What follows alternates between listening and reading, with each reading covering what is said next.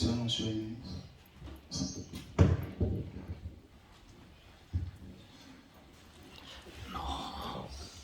Permettez que je me tienne debout. L'ambassadeur étant suffisamment géant, il peut s'asseoir et se faire bien entendu voir. Excellence, monsieur l'ambassadeur, cher Martin Strutt,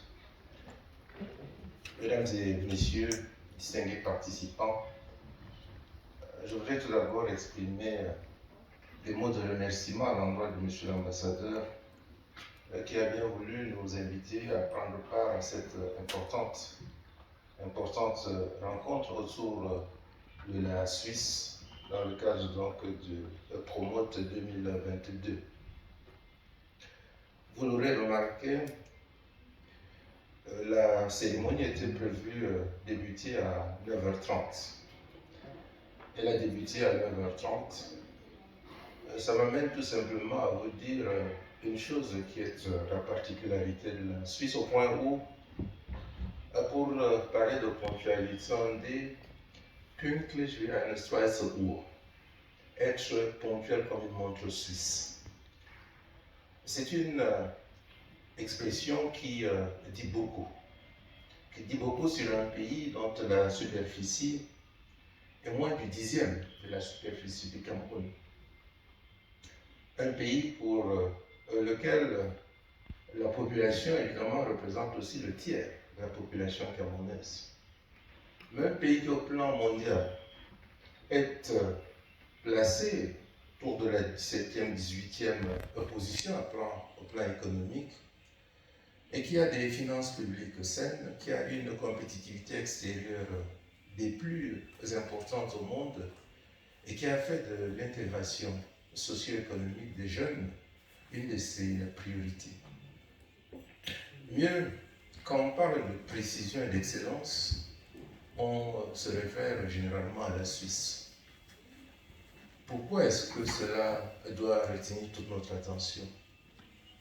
Le Cameroun entretient des riches et longues relations avec la Suisse depuis le début des années 60, avec au tout début un consulat qui était basé à Douala pour revenir à Yaoundé, devenir plus tard une ambassade.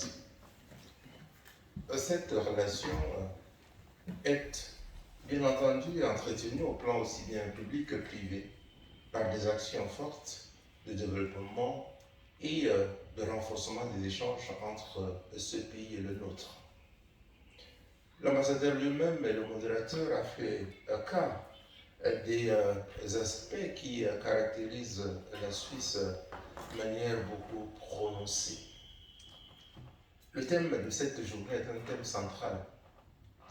Il s'inscrit dans le thème de Promote 2022, l'industrialisation de l'Afrique, une clé pour l'émergence du continent, ce qui nous renvoie à ce qui est attendu des acteurs africains, à savoir ajouter de la valeur aux produits qui sont fabriqués localement.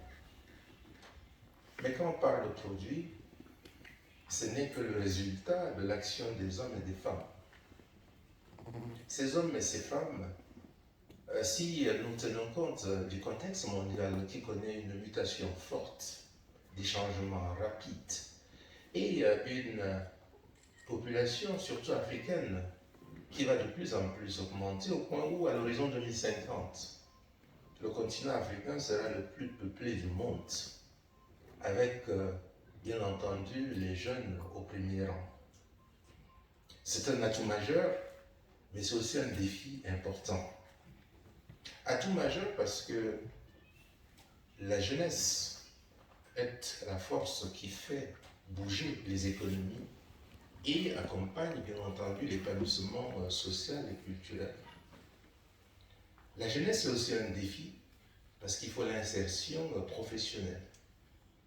Le monde entier, du fait donc des changements que nous connaissons, est face à des défis majeurs autour donc de l'emploi. L'emploi stable, durable, décent, l'emploi de nature à garantir le meilleur revenu possible aux jeunes, aux femmes et aux hommes dans ce monde qui connaît une mutation rapide. L'expérience suisse est une expérience à bien étudier, à bien appliquer et à s'en inspirer. Pourquoi est-ce que je le dis? La technologie suisse est basée sur la qualité des femmes et des hommes qui sont formés au niveau des universités, mais avant cela, à la base, au niveau de la formation professionnelle en alternance, sans rechercher nécessairement avoir les plus gros diplômes, mais avec une continuité dans l'apprentissage jusqu'à la fin des temps. Voilà pourquoi je me réjouis d'accueillir le ministre en charge de l'emploi et de la formation professionnelle, qui est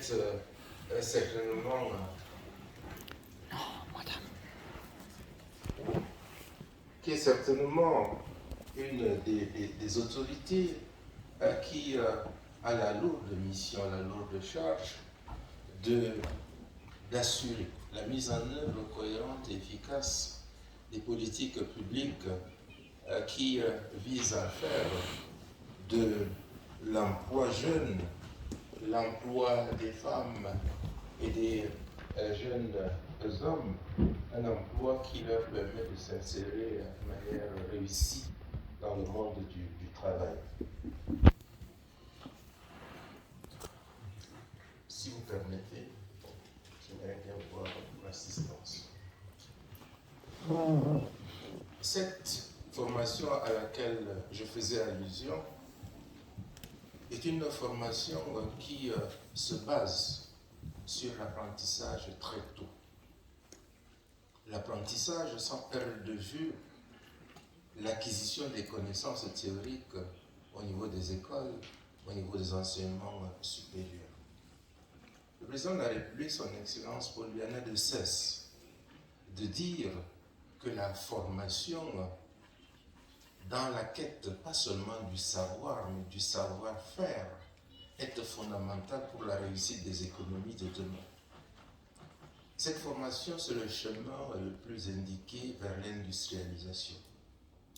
Une industrialisation, elle a besoin des ressources humaines, un capital humain bien formé et capable d'ajouter de la valeur sur les matières premières, qu'elles soient agricoles, qu'elles soient minières, qu'elles soient purement intellectuelles, qu'elles soient dans le domaine du service. Il faut de la qualité en matière de ressources humaines. Ici dans la salle, je reconnais quelques visages qui sont dans le domaine de la transformation industrielle, dans le domaine de l'entreprise. Évidemment, je voudrais le dire haut et fort, leur succès dépend essentiellement de la qualité du capital humain dont elles disposent les entreprises en question. Et ce capital humain, nous voulons le voir se développer, se fructifier, ajouter de la compétence perpétuellement. C'est en cela que je voudrais faire allusion à quelques aspects qui probablement pourraient être confirmés par ceux-là ou celles-là qui vont témoigner tout à l'heure. L'apprentissage, c'est très tôt qu'on le commence. Et on le fait de manière continue. Que ce soit à l'école primaire, au collège ou au supérieur, cet apprentissage est fondamental pour être à même non seulement de réfléchir, mais aussi de produire soi-même. Donc très tôt, et vous le verrez au niveau de la Suisse, on allie la formation, l'éducation à l'acquisition des compétences. Deuxième dimension, l'apprentissage doit être totalement cohérent aux attentes du monde du travail. Voilà pourquoi l'alternance prépare les gens à l'acquisition du savoir, mais à l'insertion également dans le monde du travail. Ce qui fait que la transition, elle est toute naturelle au point où celui-là ou celle-là qui a fini sa formation accède aisément ou crée aisément son activité économique. Troisième chose, nous le savons, nous le disons, mais probablement nous ne le faisons pas assez, la formation est continue. La formation ne s'arrête pas et le contexte mondial nouveau fait que une seule compétence ne suffit plus dans le monde. Il faut avoir plusieurs compétences. Plusieurs compétences pour tenir compte des changements continus qui s'opèrent dans le monde. Parce que hier, on pouvait avoir une trajectoire professionnelle bien définie et la couvrir pendant 25-30 années sans avoir quelque crainte que ce soit en matière de changement. Ce sont des faits rares actuellement. Et ça demande, à travers la formation continue, une bonne dose d'humilité dès le départ. L'humilité pour savoir que nous ne savons pas assez, l'humilité pour savoir que nous pouvons apprendre des autres, l'humilité pour savoir que ce n'est qu'en repoussant nos limites que nous pourrions rester dans le monde du travail, soit comme employeur, soit comme employé. Si nous réussissons donc à rester avec ce qui se passe en Suisse, qui a un taux de chômage de moins de 5%, on peut donc avoir une force en termes de capital humain qui travaille pour le développement, la transformation des richesses.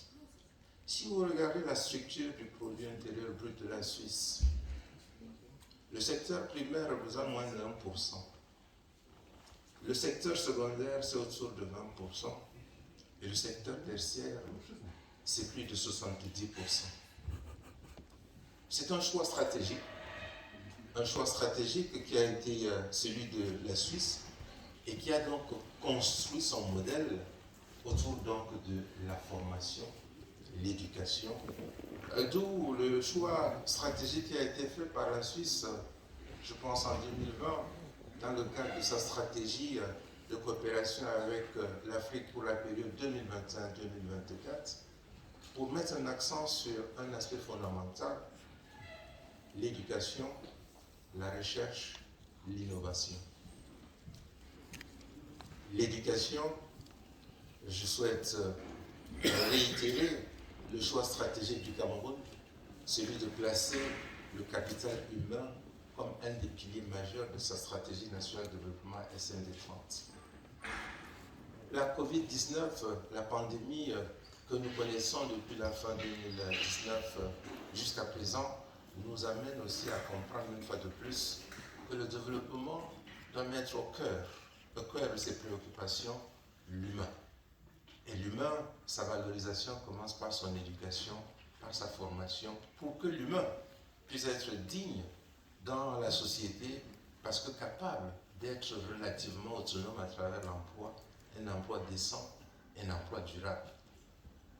Aujourd'hui, en marge du promote, bien entendu, avec l'opportunité de rencontrer des entreprises suisses comme l'ambassadeur Strout l'a dit, avec des réputations fort bien connues autour du chocolat, c'est aussi l'occasion de comprendre que l'investissement dans l'éducation structurée et orienté vers la formation professionnelle, une fois de plus, vous comprendrez pourquoi aussi bien le ministre de l'économie que le ministre de l'emploi sont extrêmement intéressés par cette dimension de la chose, notre présence ici aux côtés de l'ambassadeur de Suisse au Cameroun.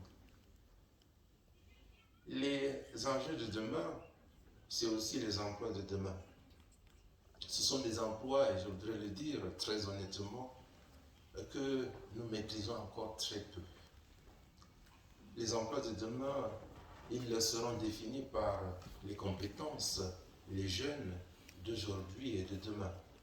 Nous n'avons pas la prétention de dire de manière certaine que si vous mettez dans ce couloir, vous avez la garantie d'avoir à la fin telle ou telle chose. Mais le couloir que l'on pourrait recommander, c'est le couloir de la formation continue, la formation professionnelle, l'adaptation permanente au changement, parce qu'une seule chose restera constante, c'est le changement.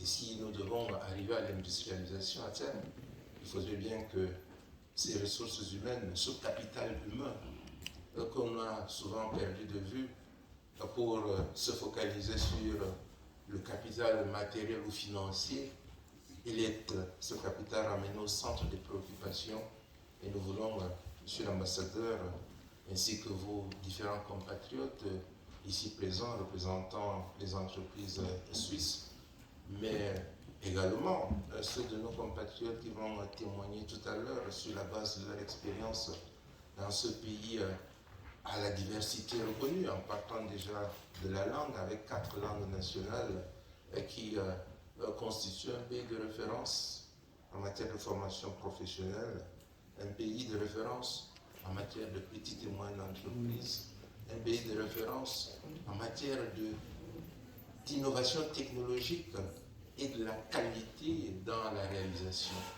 Inspirons-nous de ces différentes valeurs et cette expérience et nous voulons penser que cette coopération est promise à un avenir encore plus radieux pour que la jeunesse, comme le président de la République, son Excellence Paul Biya, récemment, le 10 février dernier, a fait de la jeunesse le cœur de ses préoccupations, le cœur des préoccupations des politiques gouvernementales, le centre des objectifs de développement durable du monde, les objectifs de développement durable des Nations Unies, la vision 2035 du Cameroun, l'agenda 2063 de l'Union africaine, tout ceci pour dire que l'humain, comme viennent de nous rappeler les différents défis sanitaires, climatiques, l'humain doit être au cœur de nos préoccupations et l'humain doit être un humain compétent, bien formé, capable d'impacter positivement le trend, la trajectoire de développement des pays comme le nôtre, le Cameroun. Nous en serons plus que réjouis. Excellence, Monsieur l'ambassadeur, une fois de plus, merci de nous avoir associés à cette rencontre. J'ai voulu tout simplement partager quelques aspects de notre appréciation, de notre lecture de cette relation et de cette expérience dont les performances justifient la bonne position économique en matière de performance de la Suisse dans le monde et surtout au niveau de ses ressources humaines. Une fois de plus, merci d'être venus si nombreux à cette rencontre et je voudrais vous remercier pour votre aimable attention.